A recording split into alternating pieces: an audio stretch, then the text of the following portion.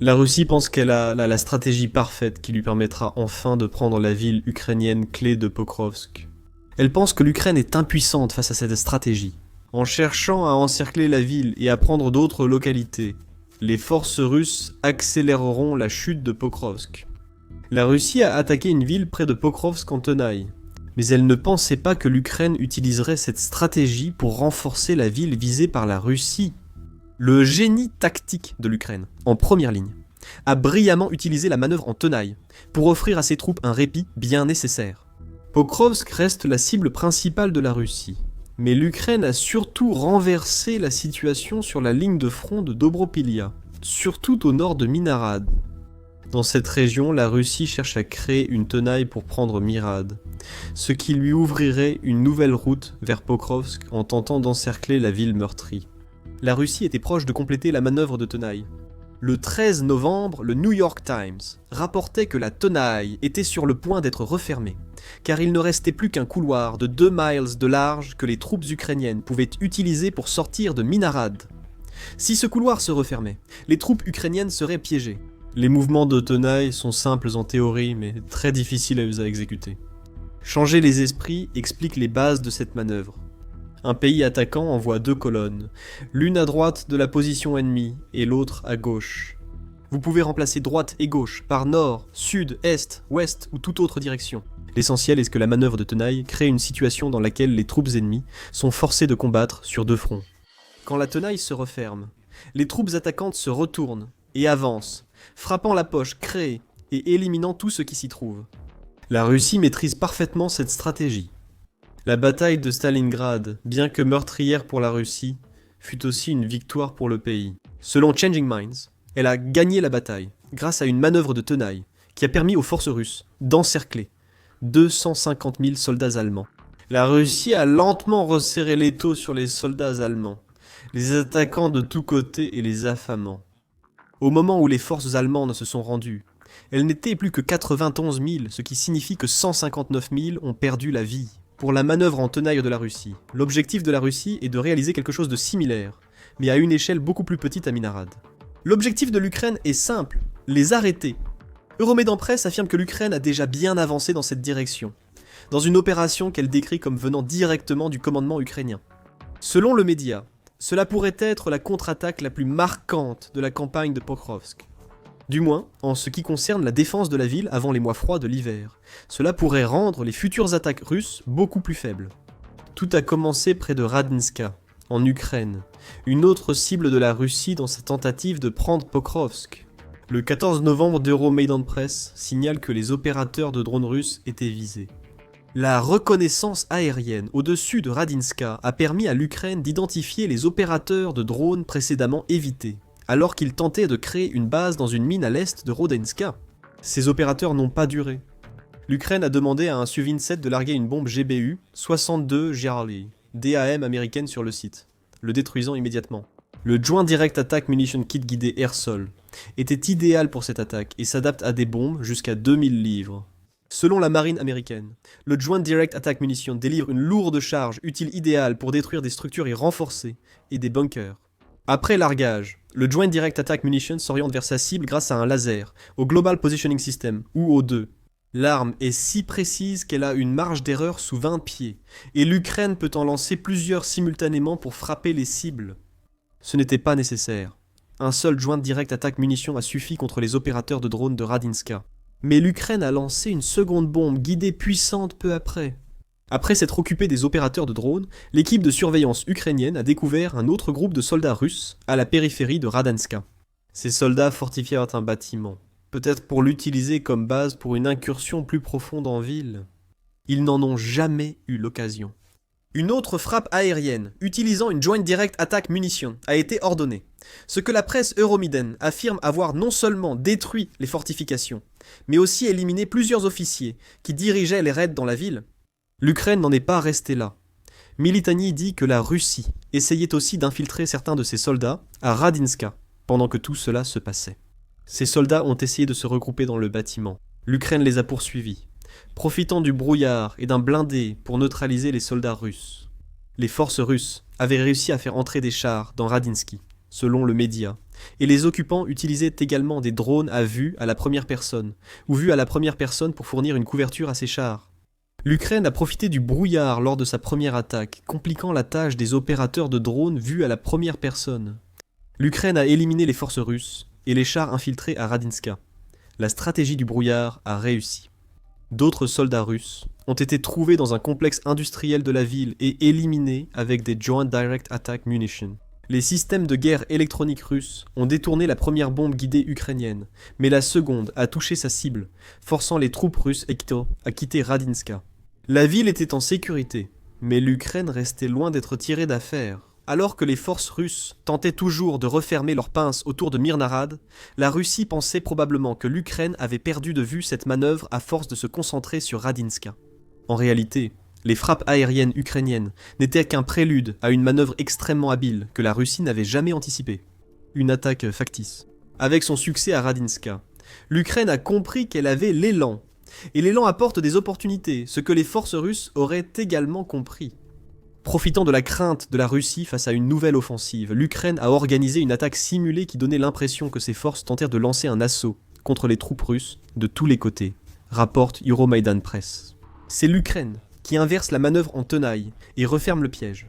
Les troupes ont été déployées et des mouvements ont été effectués afin de donner à la surveillance russe suffisamment de raisons de croire qu'une attaque était imminente. Cela a permis à l'Ukraine d'atteindre deux objectifs. Placer les forces russes sur la défensive. Après un assaut raté à Radinska, ils ont battu en retraite pour fortifier leur position avant les vagues ukrainiennes imminentes. Deuxièmement, cette retraite montrait que la Russie abandonnait ses efforts pour rejoindre les soldats encerclés, laissant ses troupes isolées et vulnérables aux attaques ukrainiennes.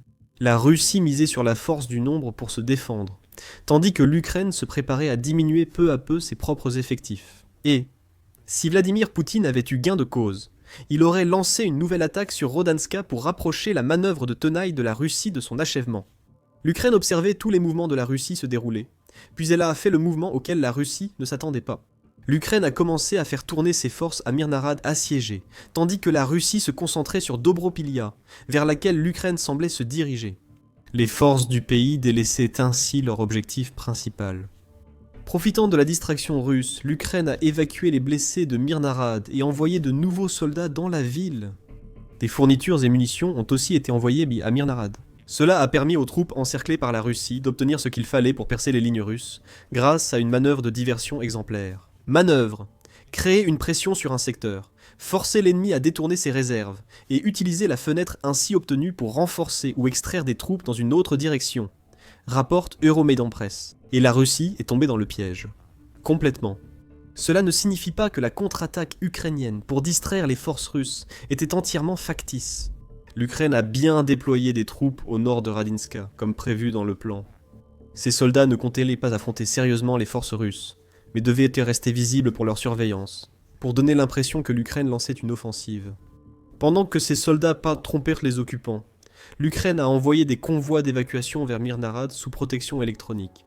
Ces convois ont évacué les soldats blessés et livré des fournitures aux troupes ukrainiennes en ville.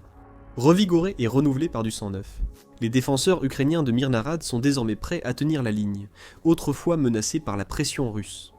Le plus incroyable dans toute l'opération est aussi le plus humiliant pour Poutine et ses forces. La Russie est tombée dans ce piège, au point que l'Ukraine y est parvenue sans perdre un soldat. L'Ukraine a accentué la douleur russe en retournant l'offensive de la Russie à Pokrovsk contre elle. Rappelez-vous, nous avions évoqué que l'Ukraine simulait une manœuvre de tenaille. Comme vu dans la vidéo, cette manœuvre exige que des forces attaquent de deux côtés pour encercler l'ennemi.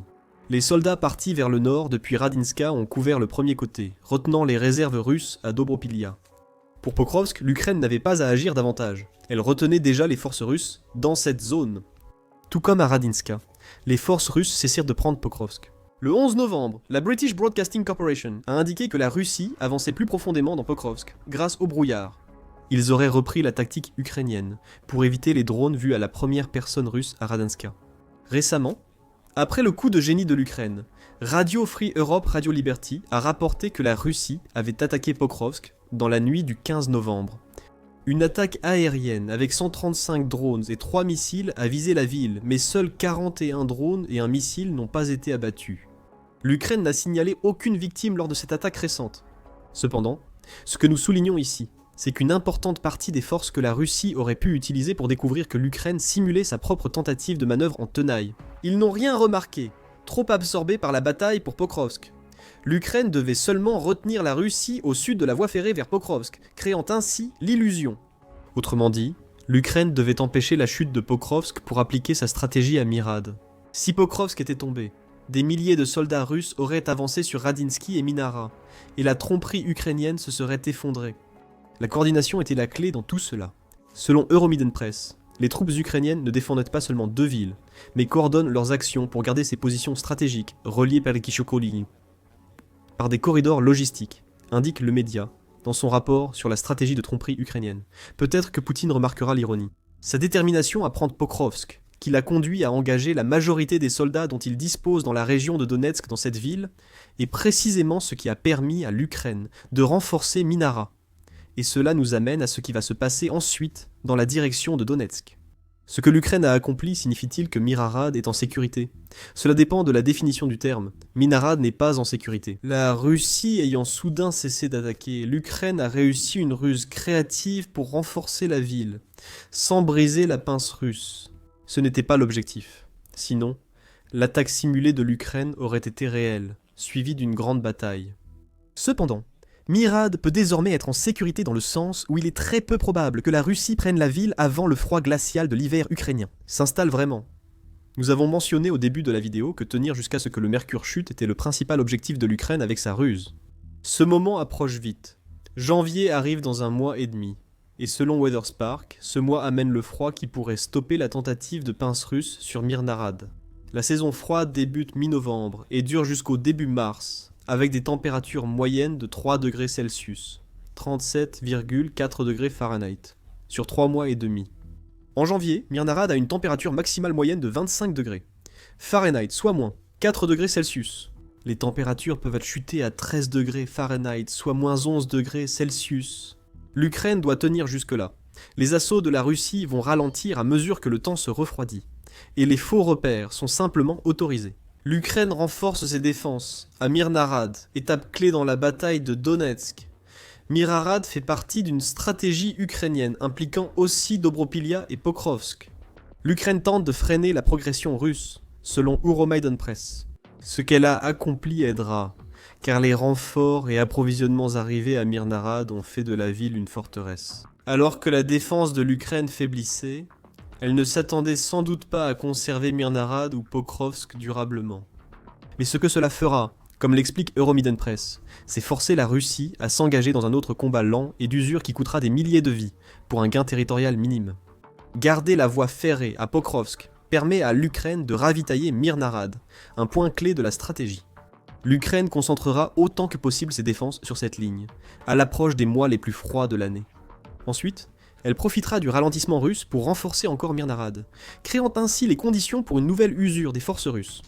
L'usure est la dernière chose que Poutine veut dans la conquête d'une ville déjà très coûteuse pour la Russie. Nous avons mentionné plus tôt que Pokrovsk est l'objectif ultime de Poutine dans tout cela. La prise de Radanska rapproche la Russie de Pokrovsk, et il en va de même pour Mirnarad. Cependant, les attaques répétées de la Russie contre Pokrovsk lui ont coûté très cher, tant lors de la fameuse offensive d'été qui a finalement échoué à prendre Pokrovsk, que pendant les mois précédents, lorsque la Russie lançait ses troupes contre une ville qui, par moments, semblait imprenable. Les pertes russes à Pokrovsk sont considérables. Le 16 novembre, The Sun a déclaré que Poutine avait envoyé près de 20 000 soldats dans le hachoir à viande de Pokrovsk, qui dure depuis 18 mois, et que la plupart de ces soldats en sont ressortis broyés. Le média affirme qu'au moins 13 500 des près de 20 000 soldats ont été tués ou blessés lors de la longue bataille pour la forteresse ukrainienne. La décision de Mirnarad en Ukraine devrait assurer une hausse continue de ce chiffre cet hiver, et jusqu'en 2026 si le pays résiste jusqu'au froid. The Sun cite Philip Ingram du Royaume-Uni, ancien planificateur de l'OTAN et officier du renseignement britannique, lorsqu'il annonce son taux de perte. Des sources ukrainiennes estiment qu'à Pokrovsk, 135 000 soldats ont été tués ou blessés. Cela pourrait être plus, explique Ingram au Sun, avant d'expliquer ce que ce taux d'attrition signifiera pour la volonté de Poutine de prendre tout le Donbass. Nous savons qu'ils veulent s'emparer de tout le Donbass contesté. Les services de renseignement militaire britanniques, ou le renseignement de la défense, ont suggéré qu'au rythme actuel de progression, il faudrait encore 4 ans et 2 millions de pertes russes. Un gramme ajoute. Les informations qu'un gramme cite semblent appuyées par l'art des tranchées. David Axe et un rapport de United 24 Media citant des propos récents du président ukrainien Volodymyr Zelensky. Axe a déclaré le 6 octobre que la Russie avait subi jusqu'à 10 000 pertes au cours des 9 premiers mois de 2025. Le 7 novembre, lors de l'assaut sur Pokrovsk, United 24 Media a relayé des propos de Zelensky. La Russie a subi des pertes confirmées de 25 000 soldats qui ont été filmés, et probablement jusqu'à 3 000 de plus en octobre. La majorité de ces pertes se sont produites près de Pokrovsk, portant le total à 128 000 victimes dans cette ville d'ici début novembre 2025. Ajoutez les 9 mois où Poutine a insisté pour Pokrovsk. La combinaison et l'estimation d'un gramme de 135 000 pour toute la campagne pourrait être plus exacte qu'il ne le pense. Encore une fois, rien de tout cela ne signifie que la Russie ne finira pas par prendre Pokrovsk. L'Ukraine prévoit cela et cherche donc à infliger un maximum de pertes aux forces de Poutine avant ce moment. Même si Pokrovsk et Mirnarad sont pris par la Russie, la victoire pourrait ne pas satisfaire Poutine. Oui, l'Ukraine verra son moral affecté par la perte d'une de ses principales villes fortifiées. Le Télégraphe suggère même que ce coup pourrait être suffisamment lourd pour briser l'unité ukrainienne si le pays laisse cela se produire. La même source précise que la prise de Pokrovsk par la Russie aura peu d'impact sur le front à Donetsk, ce qui fait du choc moral le plus grand coup auquel l'Ukraine doit se préparer. Marc Galliotti partage ce point de vue dans un article du 15 novembre pour The Times. La défense de Pokrovsk et Mirnarad s'effondre, mais les combats continueront dans le nord-est de l'Ukraine, selon Galliotti. Les villes forteresses de la partie ukrainienne restante de la région de Donetsk tiennent toujours. Les observateurs occidentaux pensent qu'elles chuteront plus lentement que Pokrovsk. La Russie en est à 18 mois et continue avec Frosk. Grâce à la manœuvre trompeuse de l'Ukraine à Mirnarad, il se peut bien que ce nombre de mois atteigne la vingtaine. Si la Russie s'attarde davantage sur les villes forteresses ukrainiennes, Poutine risque d'épuiser ses troupes et matériels avant que la résistance n'affaiblisse. C'est pourquoi l'action de l'Ukraine à Mirnarad est cruciale, prolongeant une bataille déjà difficile pour la Russie. L'Ukraine disposera de plus de temps pour préparer la défense des villes ciblées par Poutine si Pokrovsk et Mirad tombent. On pourrait même dire que c'est l'Ukraine qui brise la Russie, pas l'inverse. Nous l'avons dit dans une vidéo récente, analysant pourquoi Poutine refuse la paix et comment l'Ukraine le lui fait payer. Regardez la vidéo et abonnez-vous à The Military Show pour suivre l'actualité à Mirnarad et Pokrovsk. Merci de votre attention.